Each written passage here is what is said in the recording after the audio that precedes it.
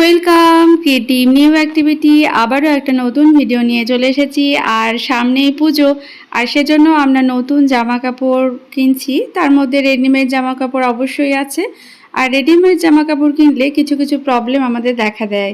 তো সেরকমই এই যে স্কার্টটা দেখতে পাচ্ছ, এটার কোমরটা অনেকটাই বড় হয়ে গেছে। তো এটাকে আমি ছোট করব। তো দুটো কোমরের দুই পাশটাতেই কিন্তু পকেট আছে। তো সেই পকেটটা যাতে খারাপ না হয়, তো সেজন্য আমি কিভাবে এটাকে ছোট করব। এরকম দেখবে অনেক সময় জিন্সের প্যান্টে বা অন্য ধরনের প্যান্টেও থাকে, একদিকে এলাস্টিক লাগানো থাকে আর অন্য দিকটা প্লেন থাকে। তো সেক্ষেত্রে কি হয়, অনেক সময় দেখবে টাইট হয় বা কোনো সময় ঢিলা হয়। তো এক্ষেত্রে তো ঢিলা হয়েছে, অনেকটাই বড় হয়েছে।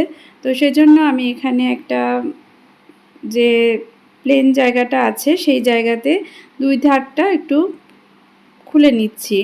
কারণ দেখো প্লেন অংশটা ভেতরটা কিন্তু ফাঁপা আছে।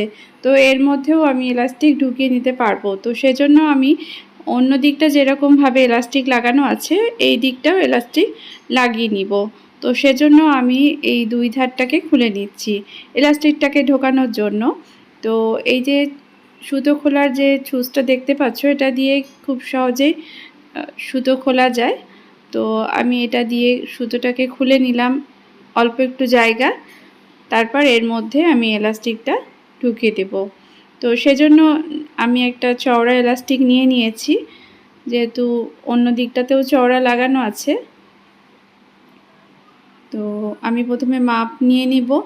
আমার মোটামুটি 4 আঙ্গুল মতো ছোট করতে হবে। তো যেহেতু এটা এলাস্টিক, তো একটু কম বেশি হলে অসুবিধা নেই, পরে ছোট বড় করা যেতে পারে মাপ অনুযায়ী। তো আমি প্রথমে তো 4 আঙ্গুল মতো ছোট, মানে এই কোমর থেকে 4 আঙ্গুল ছোট করে এলাস্টিকটা কেটে নেব। তো এই মাপ অনুযায়ী আমি প্রথমে এলাস্টিকটা নিয়ে নিলাম, কারণ একটু বড় নিলে কোনো অসুবিধা নেই, তবে ছোট নিলে সেটা আর বড় করা যায় না। সেজন্যই আমি একটু বড় করেই নিয়েছি, তবে একটু বেশি বড় হয়ে গেছে। যাই হোক তোমরা একটু মাপ করে নিয়ে নিবে। তো যেহেতু এটা প্লেন অংশ ছিল, তো সহজে এটা ঢুকে যাচ্ছে, কিন্তু আমি এখানে দেখো কোনো সেফটি পিন ব্যবহার করিনি। কারণ হচ্ছে কি, এটা যেহেতু সিনথেটিক কাপড় ছিল আর এলাস্টিকের যে এটাও শক্ত ছিল, তো খুব সহজে এটা ঢুকে যাচ্ছিল। তো এভাবে আমি যেই শেষ মাথা পর্যন্ত নিয়ে এসে এটা ধরে এখানে সেলাই করে দিব। আর যে সেলাইটা করতে হবে সেটা কিন্তু খুব শক্ত করে সেলাই করতে হবে, যাতে কোনো মতেই এলাস্টিকটা খুলে না যায়। তো দেখো অনেকটাই শক্ত করে এখানে সেলাই করে নিয়েছি কয়েকবার। আর তারপরে যে অন্য মাথাটা আছে সেই মাথাটাকে আমি ঢুকিয়ে দিব। এই ধারটাতেও আমাকে সেলাই করে নিতে হবে। অনেক সময় দেখবে যে এক ধারে শুধু এলাস্টিক লাগাতে হয়, সেক্ষেত্রে তোমরা এইভাবে এলাস্টিক লাগাতে পারো। তো আমি এটাকে পুরোটা ঢুকিয়ে দিয়ে এই মাথাটা সেলাই করে নিব। কিন্তু এখানে একটা প্রবলেম হলো কি, আমি যে এলাস্টিকটা নিয়েছিলাম একটু বড়ই নিয়েছিলাম। তো সেজন্য এটা খুব বেশি ছোট হয়নি। তো যেহেতু এলাস্টিক ছোট বড় করা যায়, তো সেজন্য আমি ভাবলাম যে এখানে এলাস্টিক যে নিয়েছি সেটা আরেকটু ছোট করে নিলে অসুবিধা নেই, যেহেতু এলাস্টিক তো ছোট বড় করা যায়। তো এইভাবে একটু টেনে নিলাম। তো দেখো এভাবে টানলে তো বড় হয়ে যাবে, তো সেজন্য আমি এটাকে একটু ছোট করে নিলাম। তো এভাবে ভাঁজ করে নিয়েই আমি এটাকে ঢুকিয়ে দিলাম। এক্ষেত্রে তোমরা কেটেও নিতে পারো, তারপর এখানে সেলাই করতে পারো। তো আমি এখানে এভাবে ভাঁজ করে নিয়েই এটা সেলাই করে দিব। তো দেখে নিচ্ছিলাম এটা ঠিকঠাক আছে কি না। তো এখানে দেখতে পাচ্ছ খুব সহজেই কিন্তু আমরা কোমরটাকে ছোট করে দিতে পারছি। কোনো আলাদা করে ভাঁজ করে সেলাই করে আমাকে এখানে করতে হচ্ছে না। তো অনেক সময় দেখবে যে আমরা বুঝতে পারি না যে কিভাবে কি করব, কিভাবে কোমর ঠিক করব, কিভাবে জামার কোন জায়গাটা ছোট করব। তো এই রকম ছোট ছোট আইডিয়া যদি আমাদের মাথায় চলে আসে, তাহলে খুব সহজেই আমরা কিন্তু কাজগুলো করে নিতে পারি। তো তোমাদেরকে আগেও এরকম কিছু আইডিয়া শেয়ার করেছি, সেগুলো তোমরা দেখে নিতে পারো। আর আজকে তোমাদের দুটো আইডিয়া শেয়ার করছি। তো কোমরটা তো আমার এইভাবে টাইট হয়ে গেল। তো এভাবে তোমরা তোমাদের যদি কোমর ঢিলা থাকে সহজেই টাইট করে নিতে পারো। আর যদি জিন্সের প্যান্টের কোমর ঠিক করতে চাও সেক্ষেত্রে আরেকটা আইডিয়া আছে, সেটাও হয়তো তোমাদের সঙ্গে শেয়ার করেছি।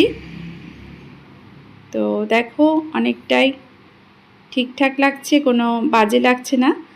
এরপরে চলো এই যে কুর্তিটা দেখতে পাচ্ছ, এর যে গলাটা আছে, গলার যে এই যে কাটটা আছে সেই কাটটা কিন্তু অনেকটাই বড় আছে। তো এই কাটটাকে সেলাই করে তো ছোট করা যাবে না, তো সেজন্য আমি কি করব, এখানে আমাকে 4 আঙুল মতো ছোট করতে হবে। তো সেজন্য আমি কি করব দেখো, একটা কালো কাপড় নিয়ে নিয়েছি, যেহেতু এই যে জামাটার মধ্যে কালো কাপড় আছে তো আমি এই কালো কাপড়টা নিয়ে নিয়েছি। এরকমভাবে জামার যে রঙের মধ্যে সাদাও নিতে পারো, বা এই যে রঙটা আছে সেটাও নিতে পারো, বা জামার কোনো কাপড় থাকলে পরে সেটাও নিতে পারো। তো এভাবে একটা কালো কাপড় আমি নিয়ে নিলাম আর সেটাকে এরকম চারিদিকে সেলাই করে নিচ্ছি।